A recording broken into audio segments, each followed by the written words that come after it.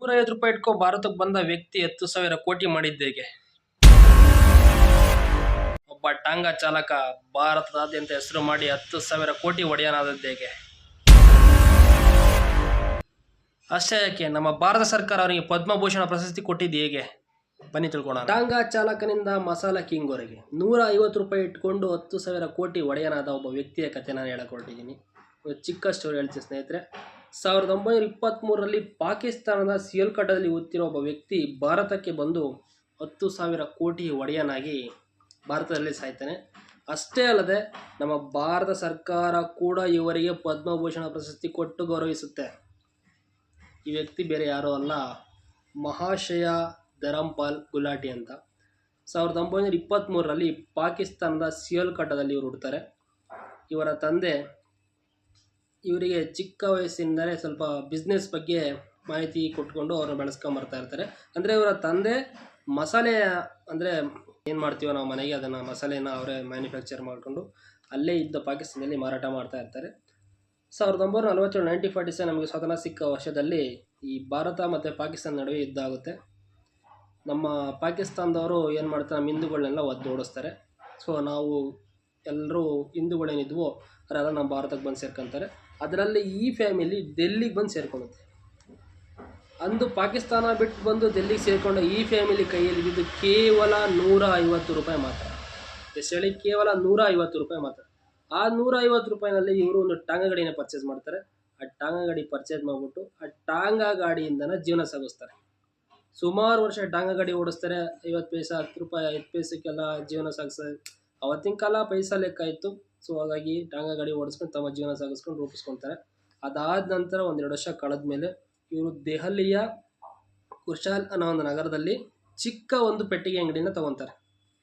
ಇವರು ಎಷ್ಟೇ ನಾವು ಟಾಂಗಾ ಗಾಡಿ ಓಡಿಸಿ ನಮ್ಮ ಜೀವನ ಬದಲಾಗಲ್ಲ ಅಂತ ಅವ್ರು ತಿಳಿದಿದ್ದ ವ್ಯಕ್ತಿ, ಅವ್ರ ತಂದೆಯ ರೂಪದಂತೆ ಇವ್ರೇನು ಮಾಡ್ತಾರೆ, ಅದೇ ಮಸಾಲೆನ ಸ್ಟಾರ್ಟ್ ಮಾಡಬೇಕು ಮತ್ತೆ ಬಿಸ್ನೆಸ್ ಮಾಡಬೇಕು ಅಂತ ಹೇಳ್ಬಿಟ್ಟು ಒಂದು ರೂಮಲ್ಲಿ ಅಪ್ಪನ ಥರನೇ ಮಸಾಲೆನ ಸ್ಟಾರ್ಟ್ ಮಾಡ್ತಾರೆ.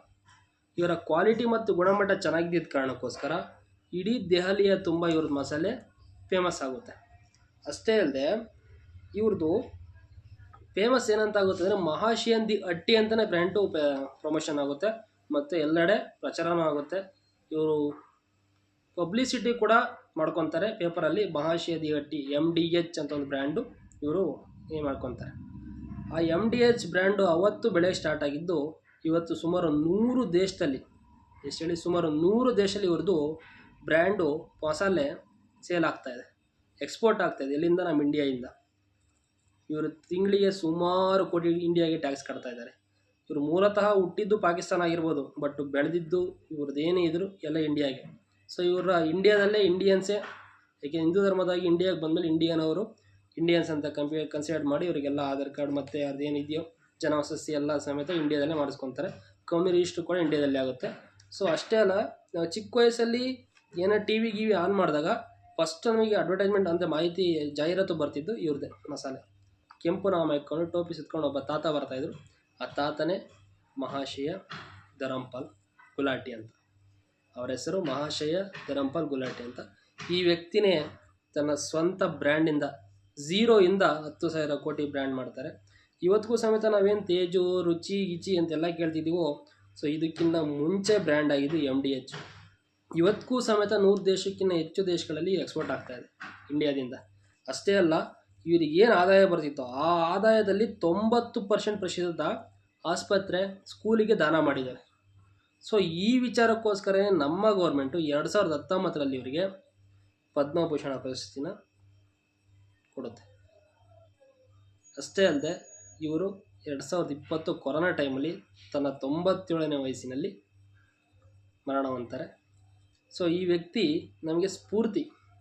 ಏಕೆಂತಂದರೆ ನನ್ನ ಕೈಲಿ ಆಗಲ್ಲ, ನಾನು ಏನೂ ಮಾಡೋಕ್ಕಾಗಲ್ಲ ಅಂತೇಳ್ಬಿಟ್ಟು ಬಿಟ್ಬಿಟ್ಟು ಬರೀ ಟಾಂಗಾ ಗಾಡಿನೇ ಓಡಿಸ್ಕೊಂಡಿದ್ದಿದ್ರೆ ಅವರು ಇವತ್ತು ಭಾರತದಲ್ಲಿ ಮಸಾಲೆ ಕಿಂಗ್ ಅಂತ ಕರೆಸ್ಕೊಳಕ್ಕಾಗ್ತಾಯಿರಲಿಲ್ಲ. ಅಷ್ಟೇ ಅಲ್ಲದೆ 10,000 ಕೋಟಿ ಒಡೆಯನೂ ಹಾಕಾಗ್ತಾಯಿರಲಿಲ್ಲ. ಇವತ್ತು ಅವ್ರು ಸತ್ತಿರ್ಬೋದು, ಅದೇ ಅವ್ರ ಮಕ್ಕಳಿಗೆ, ಅವ್ರ ವಂಶಸ್ಥರಿಗೆ ಅವರು ಕಟ್ಟಿರೋ ಒಂದು ಬ್ರ್ಯಾಂಡು ಅವರು ಸತ್ತು, ಅವ್ರ ಮಕ್ಕಳು ಸತ್ತು ಹುಟ್ಟೋವರೆಗೂ ನೆನಪಿರುತ್ತೆ. ಏಕೆಂದರೆ ಅವರ ಸ್ವಂತ ಹೆಸರಲ್ಲೇ ಬ್ರ್ಯಾಂಡ್ ಇದೆ, ಮಹಾಶಯನ್ ದಿ ಅಟ್ಟಿ ಅಂತ MDH ಬ್ರ್ಯಾಂಡ್. ಅವರ ಸಂಸಾರ, ಅವರ ಪೂರ್ತಿ ವಂಶ ನಿರ್ನಾಂಶ ಆಗೋವರೆಗೂ ಈ ಬ್ರ್ಯಾಂಡ್ ಉಳಿಯುತ್ತೆ. ಸೊ ಸ್ನೇಹಿತರೆ, ನಾನು ಹೇಳೋದು ನಿಮ್ಗೆ ಎಲ್ರಿಗೂ ಇಷ್ಟೇ, ನೀವು ಆಗಲ್ಲ ಅಂತ ಕೈ ಕೊಡೋಂಗೆ ಕುತ್ಕೋಬೇಡಿ. ಚಿಕ್ಕದೇ ಆಗಲಿ ಸ್ಟಾರ್ಟ್ ಮಾಡಿ. ಇವತ್ತು ಚಿಕ್ಕದಿರ್ಬೋದು, ನಾಳೆ ದೊಡ್ಡದಾಗುತ್ತೆ. ಸೊ ಪ್ರಯತ್ನ ಮುಖ್ಯ ಅಷ್ಟೇ. ಈ ಚಿಕ್ಕ ವಿಚಾರ, ಈ ಚಿಕ್ಕ ವಿಷಯ ನಾನು ಹೇಳಿದ್ದು ನಿಮ್ಗೆ ಇಷ್ಟ ಆಗಿದ್ದರೆ ಒಂದು ಸಬ್ಸ್ಕ್ರೈಬ್ ಕೊಟ್ಬಿಟ್ಟು, ಒಂದು ಲೈಕ್ ಕೊಟ್ಬಿಟ್ಟು, ಒಂದು ಫಾಲೋ ಮಾಡಿ, ಒಂದು ಕಮೆಂಟ್ ಮಾಡಿ. ಥ್ಯಾಂಕ್ ಯು, ಧನ್ಯವಾದ.